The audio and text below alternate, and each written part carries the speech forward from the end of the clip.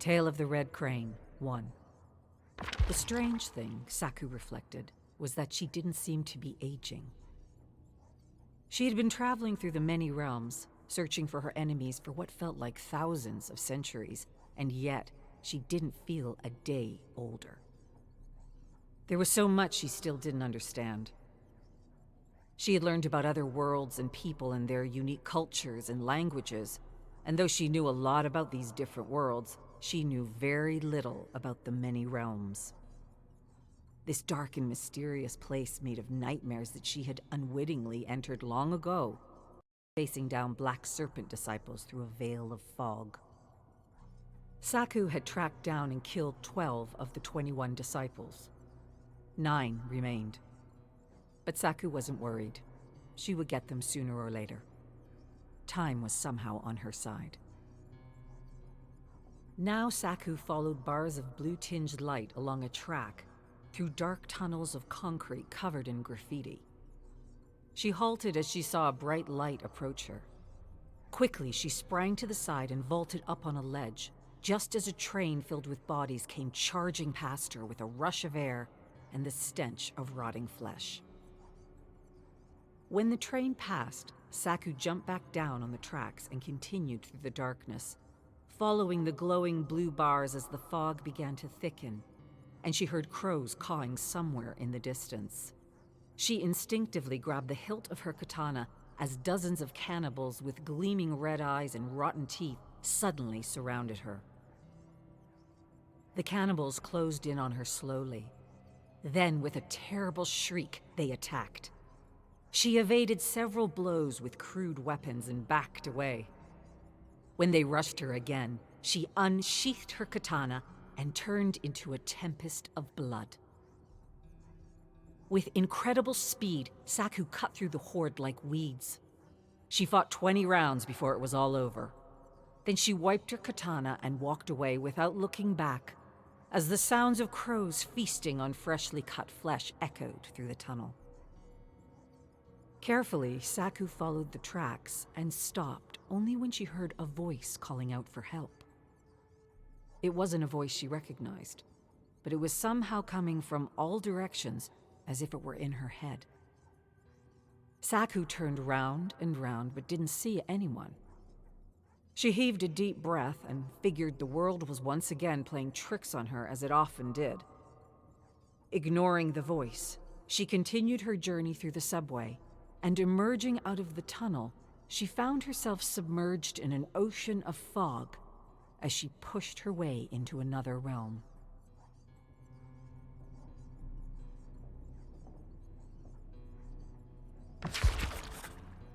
Tale of the Redcrane, 2. After many days of wandering through a rocky desert, Saku heard whispers in the breeze, leading her to a forest with thick, giant trees as tall as mountains. Cautiously, she followed the voice, wondering if the world was helping her on her journey to destroy the Black Serpent Society or toying with her. As though the growing fog could read her thoughts, she suddenly saw a serpent head in the distance.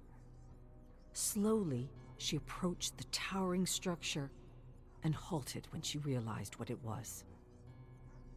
An offering to the Black Serpent.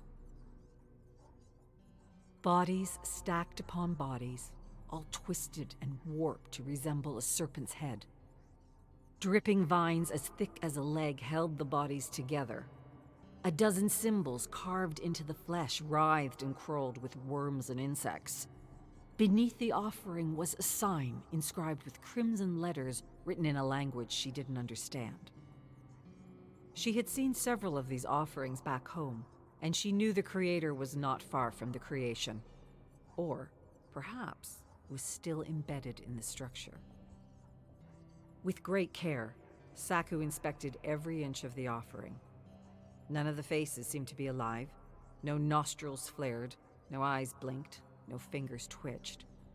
Then, as she turned away from the offering, she heard a laugh. A deep, sonorous laugh. Instantly, she peered in the darkness and saw a man in a dark robe beckoning her.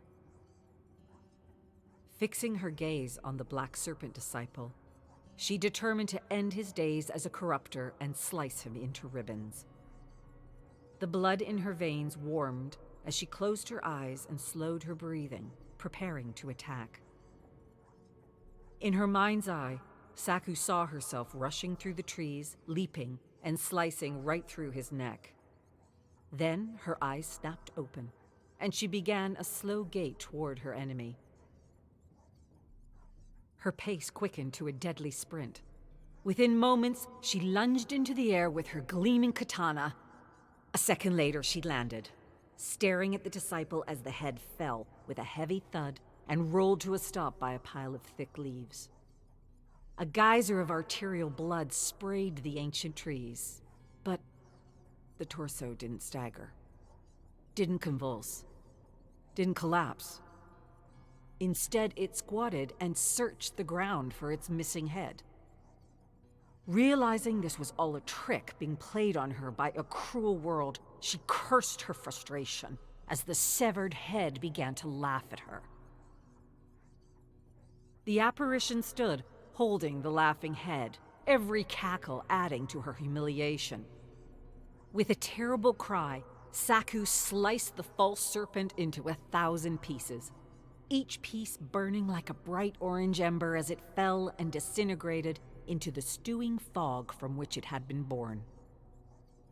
After a long silence, Saku continued through the forest toward another realm as massive branches suddenly crashed down all around her, trying to crush her like a bug.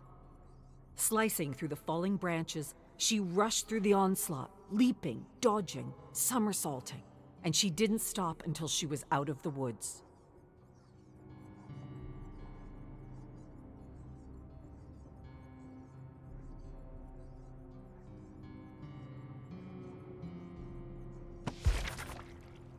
Tale of the Redcrane, 3. For days, Saku pushed on blindly through the realms until she reached the edge of a rocky cliff. Ahead, she saw a tower standing atop a column of rock that rose from the darkness below. Just above the tower, there hovered a strange airship, covered in purple gore and dead creatures, with squid-like heads and tentacles dangling from the sides. A wooden ladder connected to the cockpit was lowered to the tower's roof. Someone was searching for something inside the tower. Cautiously, Saku moved along the rocky crest and noticed a wooden bridge extending from the cliff to the tower's entrance. Wanting to inspect the abandoned structure, she carefully inched across the creaking bridge and nearly fell 3 times. But each time she managed to regain her footing until finally she was at the base of the tower. Entering the tower, Saku soon discovered it was full of journals written in Korean and filled with illustrations of strange insects and creatures observed in the realm. She moved from room to room as she ascended the spiral wooden stairs to the roof. In each room, she found stacks of endless journals of a despairing mind. A mind not unlike her own. A mind that longed for companionship and laughter and talks under moonlit skies. Saku had been alone for what seemed like an eternity. And more than anything, she missed talking and laughing with friends and family. Her journey had taken its toll on her. For a second, just a second, she contemplated making this tower her final resting place. But as despair began to overwhelm her senses, she heard a voice calling out to her for help. A voice that seemed to be coming from the roof. With a start, Saku dashed up the stairs, unexpectedly scaring a young man who froze wide-eyed for a moment as though he recognized her. Then the young man grabbed a collection of scrolls and bolted up the stairs screaming for someone named Haley. Saku cried for him to stop and chased him up to the roof. Not to hurt him, but to know more about who he was, where he came from, and how he ended up traveling on an airship in this endless nightmare. But it was too late. By the time she rushed through the doorway, the airship ladder had been pulled into the cockpit, and the heavy motor was moaning a lonesome note into the endless abyss. Slowly but surely, the airship pushed through the billowing fog, sounding a deep foghorn now and then so as to ward off creatures of the abyss. Saku stared after the airship for a long time after it disappeared. Then she staggered back and collapsed beside a human skeleton secured in a bolted chair with a fishing rod in his hands. Countless bones of strange creatures he had pulled out of the abyss lay around him. Saku laughed out loud for a moment. Then she went silent, as tears began down her cheek. She shuffled back, grabbed the bottle in his bony hands, and soon downed the liquid fire. Then she grabbed the rod and cast a line out into the swirling fog below. There, Saku spent hours catching nothing and talking about everything to absolutely no one. Then she climbed over the edge of the outer wall, and for a moment she wanted to let go of everything and let herself fall, when suddenly she heard the voice. She fell back into a pile of bones with a terrible clatter and laughed and cursed at herself for letting the nightmare get to her. Clambering to her feet, she staggered down the stairs and continued her journey through the many realms.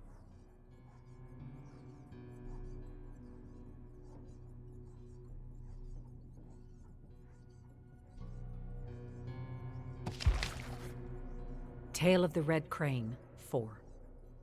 Slightly hungover, Saku approached a graveyard of ancient statues carved out of rocks as large as mountains, illuminated by a shimmering green light that didn't seem to be coming from any apparent source. As she moved through the massive, overgrown, crumbling arms and legs and heads on the ground, she couldn't help but notice the faces of the statues were blank. There were no features, no eyes, no cheeks, no lips. Nothing, just a blank slate. And as she passed the fallen statues, she heard a slight crumble and crackle of stone. Turning, she spotted the black serpent disciple in a thick black kimono, meditating in the middle of the open palm of a severed stone hand. Narrowing her gaze, Saku stared at the disciple for a long while, trying to decipher if he was real or just another attempt for this dark world to humiliate her. An instinct told her he was one of the 21 she had followed into the many realms. Stealthily, she approached him like a panther on the hunt. She climbed the crumbling wrist and squeezed her way through 2 plump fingers. And just as she withdrew her katana with a ring and leaped to end his days as a servant of darkness, a massive hand caught her midair and lifted her to face its empty face. Then the empty face seemed to morph in and out of 1,000 different faces, as though she were staring at the very mask of eternity. Saku shuddered at the sight and quickly turned to the open palm on the ground. The disciple was already gone. She cursed something terrible. Her face hardened and she twisted and thrust out of the giant statue's grip, falling on the ground like a nimble cat. A second later, a fist came crashing down, sending a rain of dirt and debris high in the air. With great speed, Saku evaded blow after blow as the giant statue devastated the graveyard, searching for her. The giant statue lifted limbs and thrust them against the ground, but Saku leaped from hiding place to hiding place as she waited for her chance to escape. And through this graveyard of fallen idols, she played cat and mouse for 20 or so rounds before the giant finally gave Saku the opportunity she needed to escape through a column of swirling fog.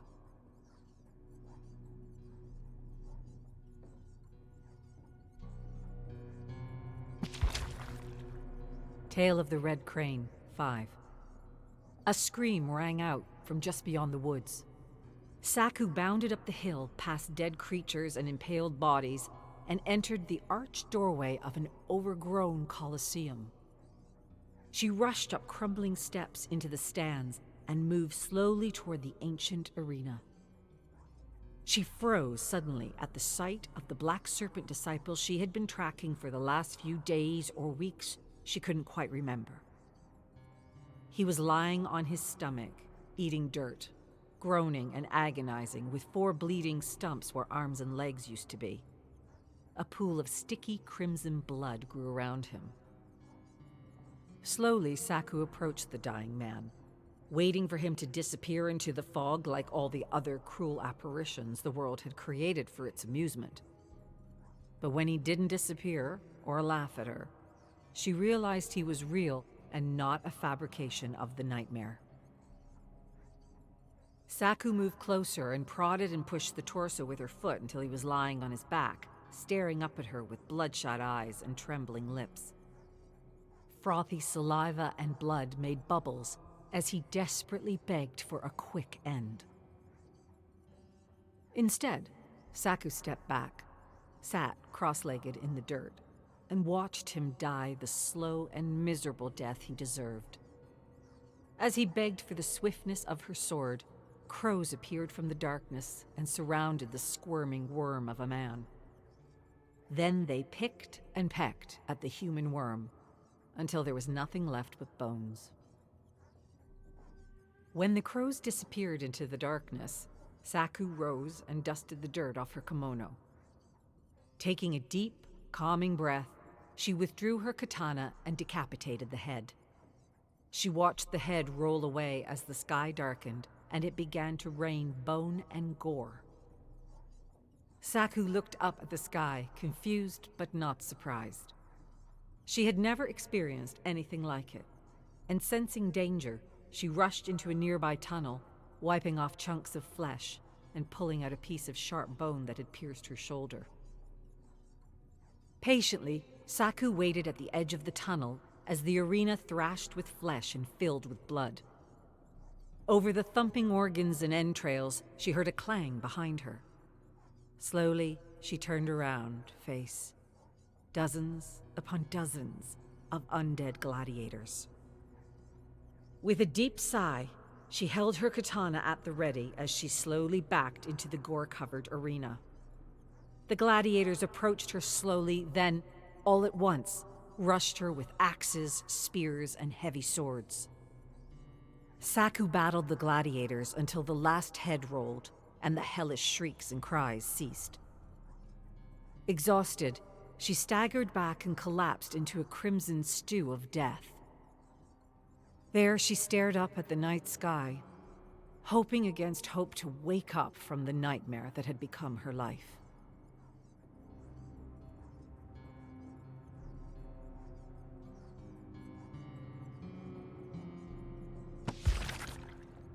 Tale of the Redcrane, 6.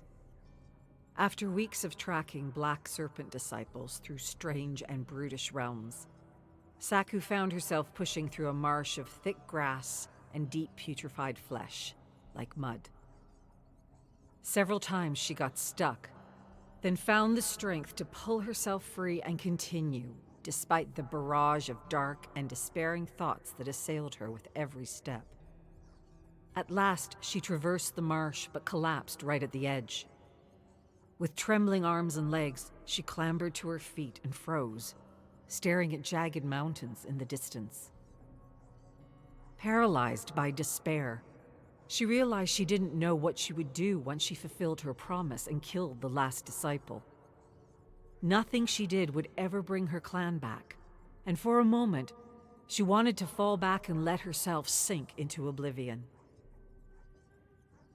There would be nothing after.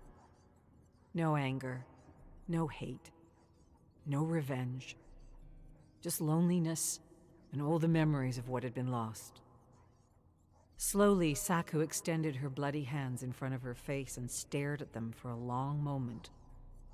Then she lowered her hands and winced in pain. A slow trickle of pus dripped down the length of her arm from a deep wound. Saku had to take care of the injury before it festered. Or she didn't. She wasn't sure what she wanted anymore. The despair was stronger than it had ever been. It clouded her judgment, blurred meaning and memory so that she couldn't fully remember her reasons, her purpose, her past. Now the only thing she felt was abandoned by everyone she ever knew and loved.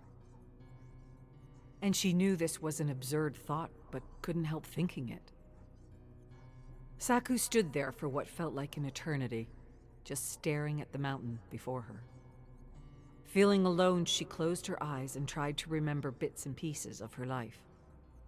With difficulty, she remembered faces, voices, and laughter. And she remembered her promise. Her promise to bring her clan honor by finishing what they had started. By eliminating the Black Serpent Society once and for all. But first, Saku needed to eliminate her doubt and despair. Crippling thoughts and feelings amplified by the living nightmare. Opening her eyes, she crushed each dark thought like a psychic bug. Then, from a small pouch, she pulled out a piece of cloth and proceeded to dress her wound. As she did, a strained voice called out for help. At first faintly, and then louder and louder. She didn't try to understand any of it. And though she knew the nightmare could be setting her up for a trap, she followed the voice toward the mountains.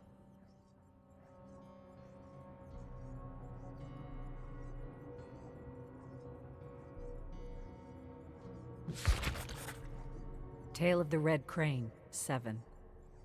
Through the silver light of the moon, Saku followed a trail of twisted, crushed, and half-eaten bodies, searching for the one calling out to her for help. She clambered over piles of armored soldiers from all time periods who had fought a hopeless battle against an enormous creature with dozens of tentacles the size of buildings. The lifeless tentacles still held mangled soldiers and civilians in its death grip, mouths wide open, frozen in terror. It seemed like the creature had attacked hundreds of survivors from other worlds who had perhaps come together to make some kind of home in the nightmare. But it didn't matter what anyone did to feel normal again. Somehow the horror always found a way. Saku had seen it countless times during her travels throughout the many realms. The fragments of communities that had somehow risen from the ashes of destroyed and forgotten worlds, only to be destroyed by some incomprehensible creature from the abyss. It was futile. Taking in the aftermath of the battle, Saku sighed at the carnage all around her.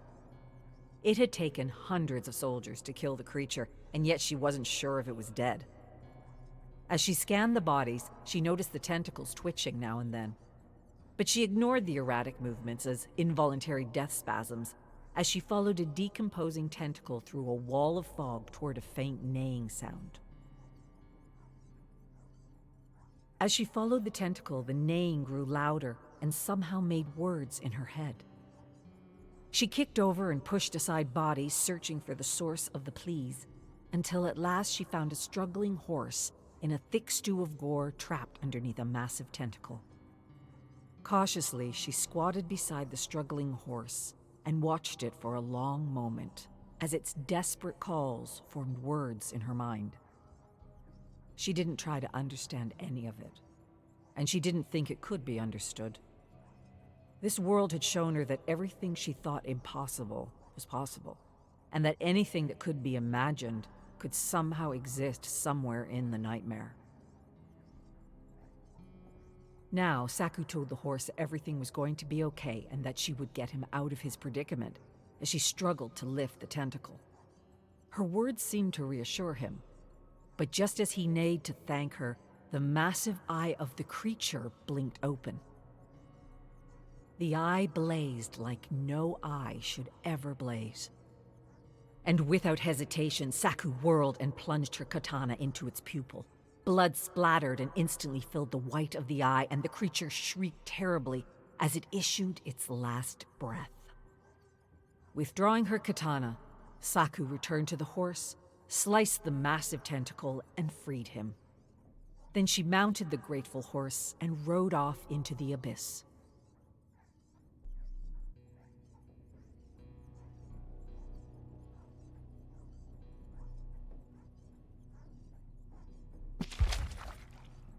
The Redcrane, a fury of blood. The gory head Saku tossed into the fire ignited and sent glowing embers thrusting into the night sky. The dancing flames lighted her somber expression as she unraveled a scroll made of human skin and examined the ancient symbols. She couldn't decipher what any of the symbols meant, but as firelight glinted in her eyes, she noticed that several of the symbols began to shiver and squirm and change into other symbols. It was as if the symbols were alive. But Saku knew this to be impossible, and was sure her mind was playing tricks on her. With a start, she tossed the scroll in the growing fire. Then she rose and stood amongst the hacked corpses of her enemy, adding logs of bone and flesh to the hungry, upleaping flames. And there she stood, slowly feeding the fire, hoping against hope that one day she would rid her beloved country of the Black Serpent Society. Saku watched the pyre burn until all that remained was a pile of ashes and the untarnished scroll. She squatted by the smoldering heap and pulled the scroll out of the ashes as she heard the distinct click behind her. "Return what is ours and you will live." Saku turned to face several thugs in serpent armor with pistols at her. Her answer was the gleam of a blade and a fury of blood.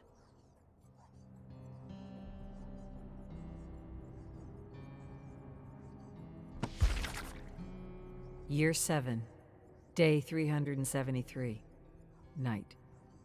I've been collecting and reading all the stories related to the Redcrane, especially those that relate her journey after she chases the last of the Black Serpent Society into another dimension.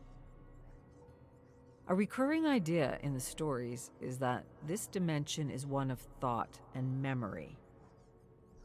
In other words, we can bring about our darkest imaginings just by focusing on them. Seems to me, then, the first battlefield one must negotiate is the battlefield of the mind.